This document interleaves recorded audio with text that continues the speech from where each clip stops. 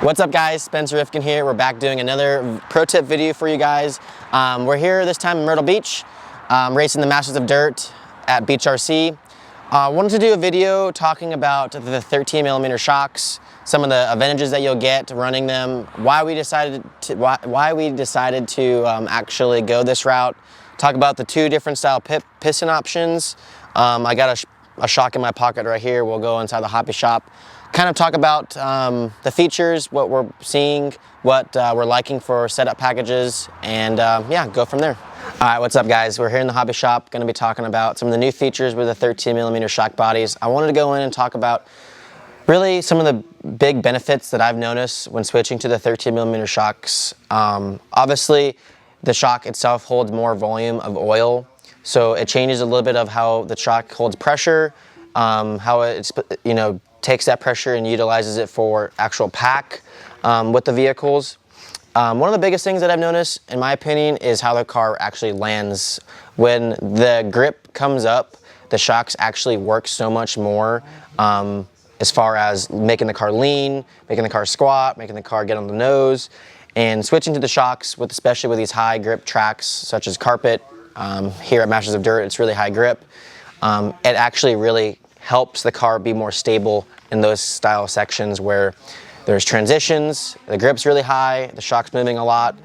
With the old 12mm shocks, we were having to go up a ton on oil, and when you go thicker in oil, the thicker the oil, the more the oil can actually change when there's temperature involved. I'm not really saying that because it's hot outside or hot in the building, but when you're actually working the car actually builds temperature going around the track just by simply pumping the shock. It gets thinner. So when trying to run a thinner oil with those 12mm shocks, it wasn't exactly much possible unless you made the piston holes really small.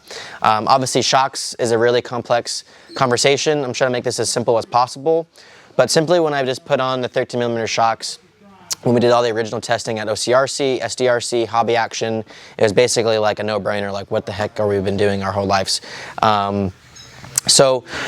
Currently, I'm actually running the 2.5mm piston, which we'll kind of talk to you guys about. There is the 2.5mm piston. And then the kit piston is a 2mm piston. And ultimately, in my opinion, when running all the different shock packages, people, when they received the shocks, there was some excitement. People wanted to try new stuff. The car was, people were talking about that it was really thick, didn't have too much pack. And like I said, the kit comes with the 2mm piston. I've actually switched to running the 2.5mm piston, which the differences between the two is obviously the width, diameter, and in my opinion, running the 2.5, especially in the high grip options, has added a lot more stability and making the car feel a little bit more reactive. The thinner pistons have a little bit more motion in the ocean, so it can kind of feel a little bit lazy. The kind of driving style that I kind of want to have like a nice direct feel. I want to know what the car is doing, the feedback that it's giving from the shocks.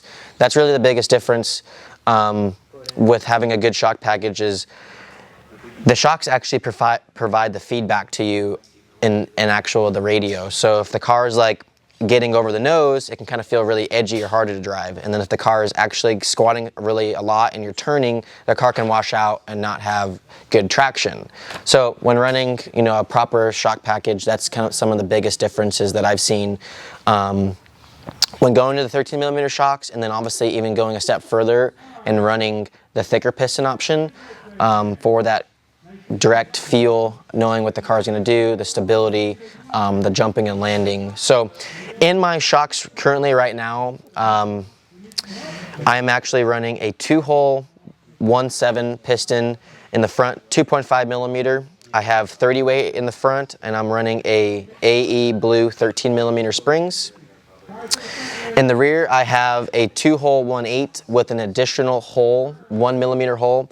And I wanted to show you guys in my hand, there is a little dimple here I'm not sure if the camera can actually see this dimple, but for those who are most watching, you'll kind of see that there is actually a little dimple for the option to drill an additional hole. There's drill bits you can buy off A-Main Hobbies or your local hobby shop to make that drill bit, or to have that drill bit. It's a 1.0 or 1.1 millimeter drill bit to having 3 holes. So I have a 2-hole 1/8 with an additional 1.0 millimeter hole in the back, 2.5 millimeters, and I have 30 weight. So I have the 30 weight front and rear. My normal shock package for hobby action is 27 weight in the rear and 30 in the front. But for here, there's a lot more traction. The car's going at a different speed. This track in dirt has more of a tackier dirt, where at hobby action's a little bit more dustier, and the tires can slip a little bit. So as you can probably see in the video, I've been playing with different springs. I actually have the old 12 millimeter V2 style springs, which is a high frequency. I hope at some point down the road that we'll have the high frequency style springs. The current springs on the market that we have for this 13 millimeter shocks are essentially really close to the V1 style springs that we used to have for the 12 millimeter shocks. So the wire diameter on the rear springs is a 1.1 millimeter wire, where the normal spring wire diameter is a 1.2. So typically in the high grip style tracks, I run like a V2 style higher frequency spring in the back, just to get off center. The car's a lot more forgiving. It's not so edgy to drive. And we can do another video down the road talking about springs, but ultimately I kind of wanted to give a quick rundown about the 13 millimeter shocks, talk about, that we're all running them. I actually was able to win our first, basically debuting the 13 millimeter shocks on my 4-wheel drive car at the Roar Nationals at SDRC, and it's really helped our cars a ton on the high grip tracks.